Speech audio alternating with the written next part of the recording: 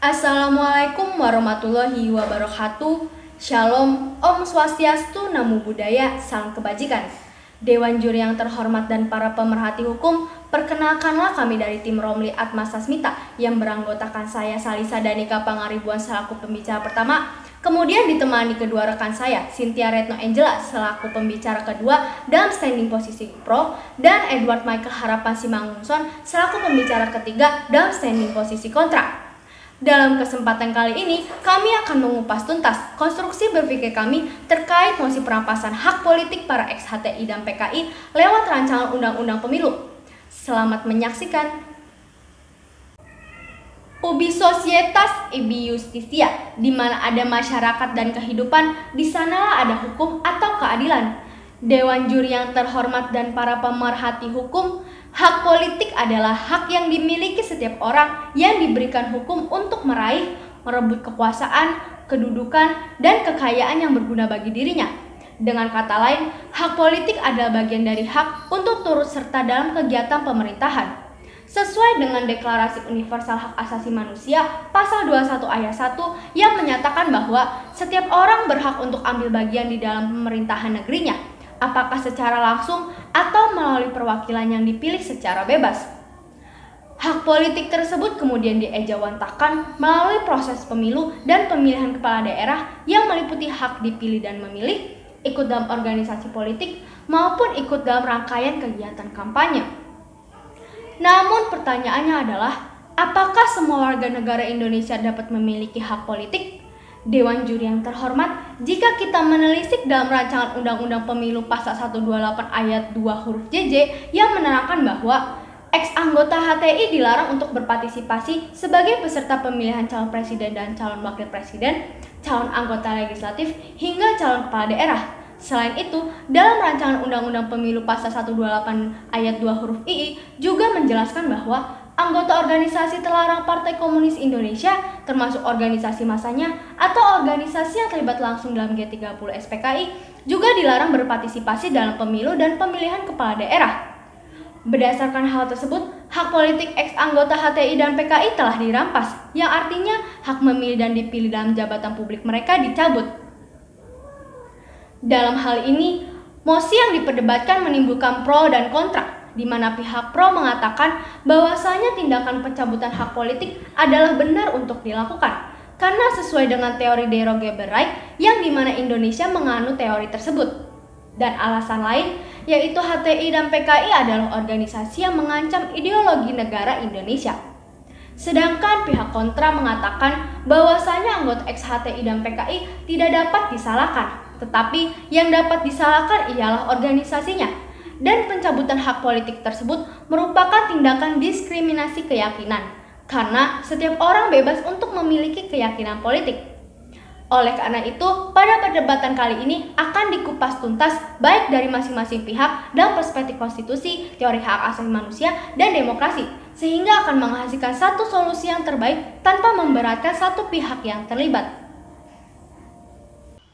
Pemilu mengingatkan kita bukan hanya tentang hak, tetapi tanggung jawab kewarganegaraan dalam demokrasi. Robert F. Kennedy, Dewan juri yang terhormat, bahwasannya Indonesia pernah memiliki dua organisasi terlarang, yaitu HTI yang ingin membentuk khilafah Islam dan PKI yang berbadan komunis. Dua organisasi tersebut sangat bertentangan dengan ideologi bangsa Indonesia, yaitu Pancasila, terutama pada sila ketiga, yaitu Persatuan Indonesia, yang salah satu nilainya bermaksud agar kita mampu menempatkan persatuan dan kesatuan sebagai kepentingan bersama di atas kepentingan pribadi atau golongan. Oleh karena itu, dari sudut pandang pro, saya menyatakan secara tegas bahwa saya menyetujui adanya perampasan hak politik bagi ex-HTI dan PKI dalam rancangan Undang-Undang Pemilu. Hal tersebut tidak bertentangan dengan konstitusi negara Indonesia, dikarenakan dalam pasal 28J ayat 2 UUD NRI 1945 tertulis, dalam menjalankan hak dan kewajibannya, setiap orang wajib tunduk kepada pembatasan yang telah ditetapkan oleh undang-undang.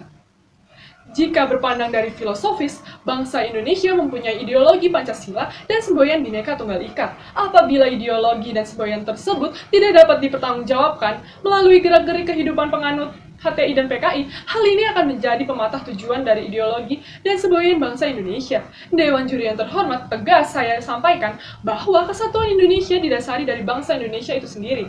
Dan apabila warga negaranya mengambil jalan yang sangat bertentangan dengan ideologi bangsa Indonesia, jelas cara tersebut adalah penghancur dari bangsa Indonesia itu sendiri.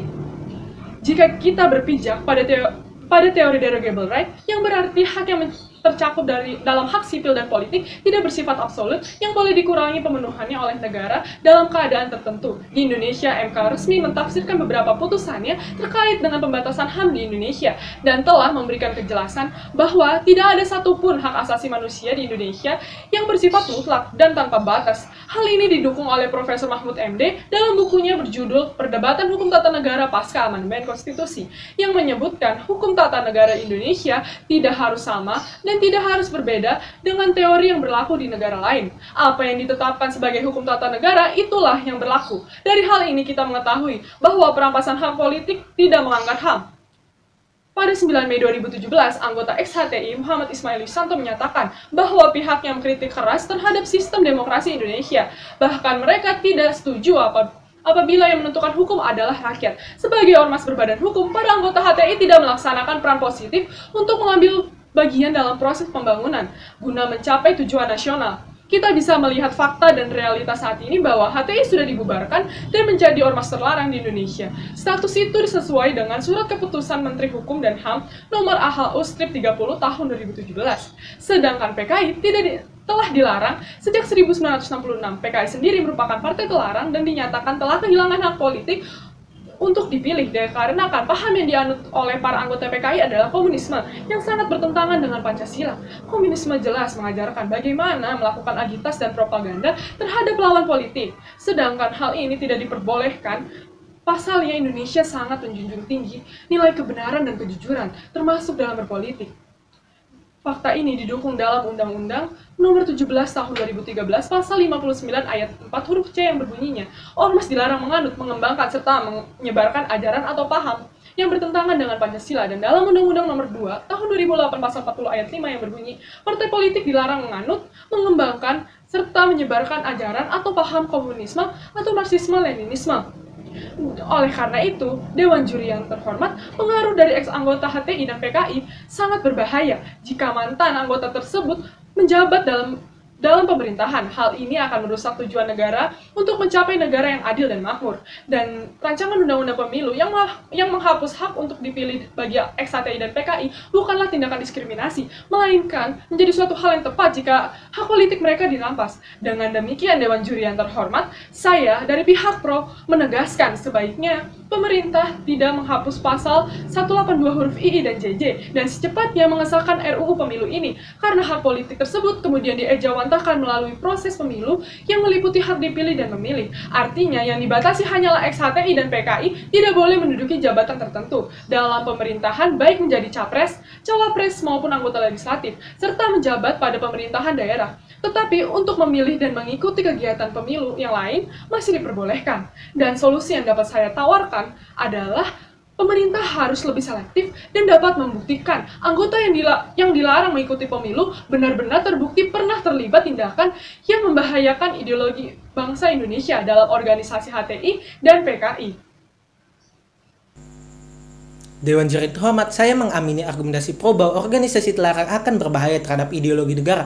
Namun seperti perkataan ahli hukum tata negara, Refli Harun mengatakan yang dilarang ialah organisasinya, bukan orangnya. Oleh karena itu, bagaimana hak politik mantan anggota ex-HTI dan PKI yang sudah lepas dari organisasi? Apakah pantas hak politik mereka dicabut, sedangkan mereka sudah lepas dari organisasi tersebut? Salus populi suprema lex, artinya kemakmuran dan kesejahteraan rakyat adalah hukum yang tertinggi pada suatu negara.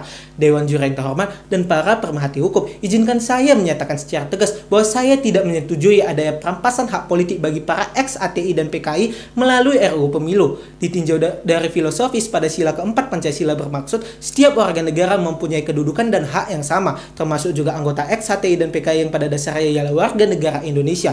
Secara konstitusional, perampasan hak politik kontradiktif dengan pasal 28I ayat 2 UUD NRI 1945 yang dimaksud setiap orang berhak bebas dari perlakuan diskriminasi atas dasar apapun dan berhak mendapatkan perlindungan terhadap diskriminasi tersebut. Dengan merampaskan hak politik para anggota ex-HTI dan PKI, negara menunjukkan sikap diskriminasi keyakinan politik personal. Hal tersebut bertentangan dengan pasal 23 ayat 1 Undang-Undang Nomor 39 Tahun 1999 yang berbunyi setiap orang bebas untuk memilih dan mempunyai keyakinan politik. Jelas pasal 27 ayat 1 DNRI 1945 menyatakan bahwa seluruh warga negara mempunyai kedudukan yang sama di mata hukum dan pemerintahan serta wajib menjunjung hal tersebut dengan tidak terkecuali.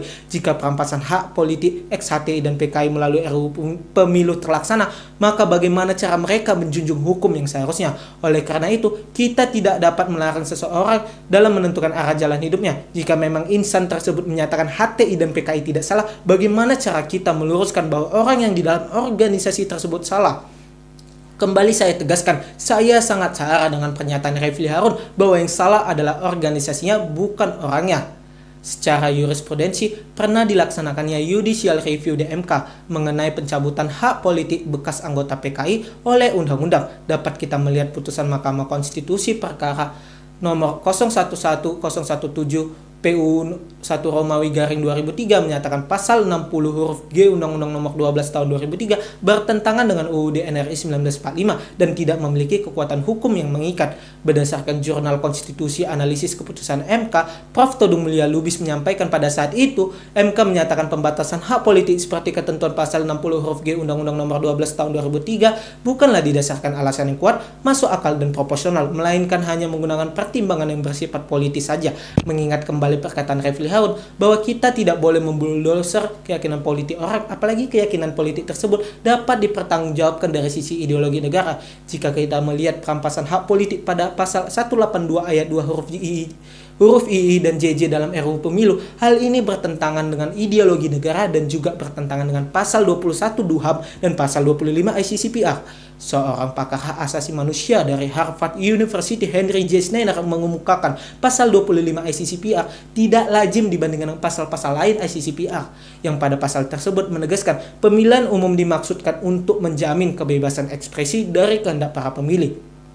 Dewan Juri yang terhormat, sebagai contoh PKI pada pemilu 1955 mengklaim mempunyai 10 juta anggota atau pendukung. Namun, menurut data Lembaga Penelitian Korban Peristiwa tahun 65, ada 5 juta anggota PKI yang sudah menjadi korban rejim Orde Baru, sehingga menyisakan sekitar 5 juta anggota PKI. Selain itu, jenjang waktu antara bubarnya PKI dengan masa sekarang ada sekitar 50 tahun. Jadi apakah pantas 5 juta anggota tersebut dicabut hak politiknya sedangkan mereka tidak terikat lagi dengan partai tersebut? Selain itu, pada masa sekarang sudah banyak anggota PKI yang meninggal dunia. Dengan demikian, berpandang dari argumentasi yang telah saya sampaikan, dapat disimpulkan bahwa perampasan hak politik melalui RUU tersebut tidak mempunyai dasar yang kuat dan hanya bersifat politis saja, sehingga menimbulkan tanda-tanda diskriminasi keyakinan politik. Dan solusi yang dapat saya tawarkan ialah pasal 182 ayat 2 huruf I dan JJ dalam RUU Pemilu seharusnya dihapuskan, dikarenakan sangat bertentangan dengan ideologi bangsa Indonesia, dan pasal ini adalah pasal penentang kebebasan setiap warga negara. Dewan Juri yang terhormat, perlu saya sampaikan bahwa setiap anggota ex-HTI dan PKI lebih baik jika diadakannya rehabilitas dan juga penyampaian wawasan-wawasan yang dapat menunjang kepengetahuan anggota ex-HTI dan PKI ke arah yang sesuai dengan ideologi bangsa Indonesia.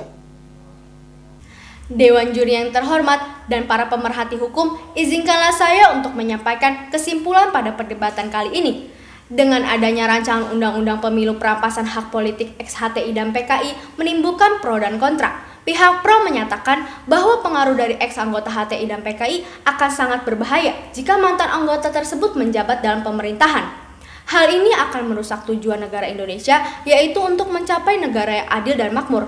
Dan rancangan undang-undang pemilu yang menghapus hak untuk dipilih bagi ex-HTI dan PKI bukanlah tindakan diskriminasi, melainkan menjadi suatu hal yang tepat jika hak politik mereka dirampas. Oleh karena itu, pihak pro menegaskan sebaiknya pemerintah tidak menghapus pasal 128 ayat 2 huruf II dan JJ dalam rancangan undang-undang pemilu. Sedangkan pihak kontra mengatakan adanya organisasi dan partai terlarang benar berbahaya bagi ideologi bangsa Indonesia. Namun, dari sudut pandang kontra, merasa perampasan tersebut tidak pantas dilakukan dikarenakan yang dapat disalahkan adalah organisasinya dan bukanlah orangnya. Hal tersebut didukung oleh undang-undang yang menyatakan setiap orang bebas mempunyai keyakinan politik. Oleh karena itu, pihak kontra merasa perampasan hak politik hanya bersifat politis saja, yang tidak didasari dengan dasar yang kuat dan proporsional. Kemudian saya akan menyampaikan solusi yang terbaik terkait mosi dalam perdebatan kali ini, yaitu bahwa pembahasan rancangan Undang-Undang Pemilu Pasal 128 ayat 2 huruf I dan JJ harus benar-benar dikaji dalam pemerintahan. Dan pemerintah dapat mendengar pendapat dari ahli, aktivis, akademis, dan semua masyarakat, serta ex-anggota HTI dan PKI, sehingga saat diundangkan tidak menimbulkan atau bertentangan dengan konstitusi, hak asasi manusia, demokrasi. Sekian dari tim Romli Atma Sasmita, terima kasih.